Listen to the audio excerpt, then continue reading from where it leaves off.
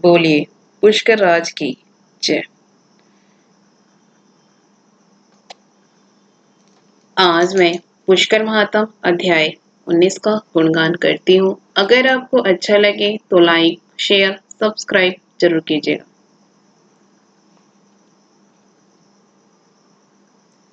ऋषि लोग बोले, हे सूत जी, यह है आप ज्येष्ठ पुष्कर में पंच सरस्वती नाम तीर्थ कैसे उत्पन्न हुआ और यह सरस्वती नदी किस समय और कहां से आई, सो विस्तार से हमें कहिए।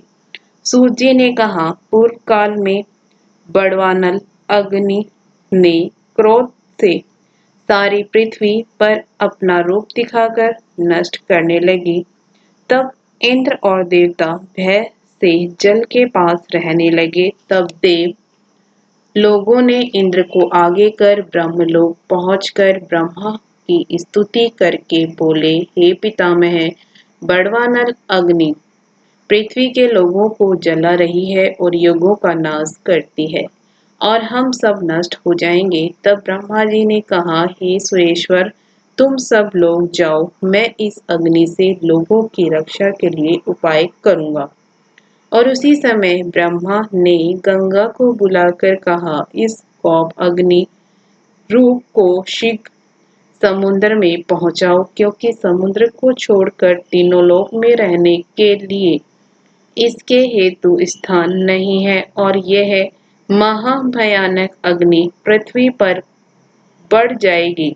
सूर्य ने कहा, ब्रह्मा के उस वचन को गंगा सुनकर बोली, हे प्रभु, मैं उस अग्नि को ले जाने में समर्थ हूँ, क्योंकि उसके छूते ही मेरा जल सूख जाएगा। तब ब्रह्मा ने यह सुनकर नदियों को बुलाकर कहा कि तुम सब मिलकर मानव अग्नि को समुद्र में पहुंचा दो, नहीं तो यह सब निगल जाएगी।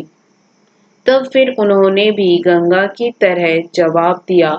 तब ब्रह्मा ने सरस्वती को बुलाकर कहा, हे पुत्री, तुम इस अग्नि को ले जाने के लिए समर्थ हो। तब सरस्वती ने कहा, हे प्रभु, लोग स्नान करने से और स्पर्श करने से मुझे दूषित करेंगे, इसलिए इस विषय में मैं क्या करूं। तब ब्रह्मा जी ने कहा, हे प्यारी, तुम इसे पाताल में शीघ्र ले जाओ, जिससे तुमको कोई स्पर्श नहीं कर सके, और जो इसको ले जाते समय पीड़ा हो तो पाताल फोड़कर पूर्वकों मुख कर चलना। हे सुंदरी, तब मेरे विश्राम के लिए 3.5 करोड़ तीर्थ मेरे पास आएंगे। मेरे वचन से तेरा प्राची नाम होगा और वहां विश्राम कर तुम शीघ्र पाताल के मार्ग से सागर को जाना। हे पुत्री, ऐसा करने से तेरा बड़ा यश और कल्याण होगा। सूर्य ने कहा, सरस्वती ब्रह्मा जी को प्रणाम कर हिमालय की ओर चली। वह नदी मच्छ कच्छप से भरी हुई उतरती अग्नि को साथ में लेती हुई पाताल में प्रविष्ट हो गई। इसके तीखे संताप से पीड़ित होने पर पृथ्वी को फाड़कर वहां कुछ विश्राम लेकर वह नदी फिर दिख पड़ी और वह श्रेष्ठ नदी कुरुक्षेत्र में प्राची हो गई।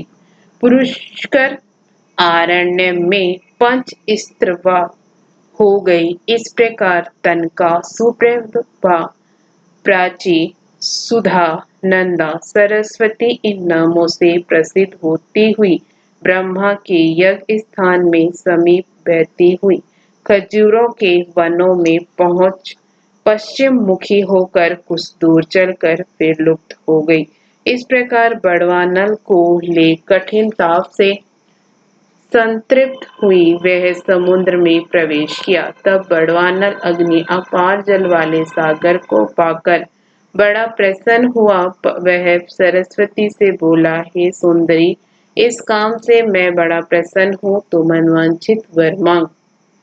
तब फिर सरस्वती ने कहा, इस तीव्र अग्नि के संताप से समुद्र सूख जाएगा, इसलिए इसे बचाओ और समुद्र को प्रसन्न करने के लिए कन्या का रूप धारण कर पुष्पमाला ले सागर के पास चली और वहां जाकर समुद्र से कहा, मैं सरस्वती नाम की नदी कुंवारी हूँ और पितामह की आज्ञा से अग्नि को लेकर आई हूँ, इसलिए मुझे वरो और मैं बड़वानल से शीघ्र तुम्हारी रक्षा करूंगी।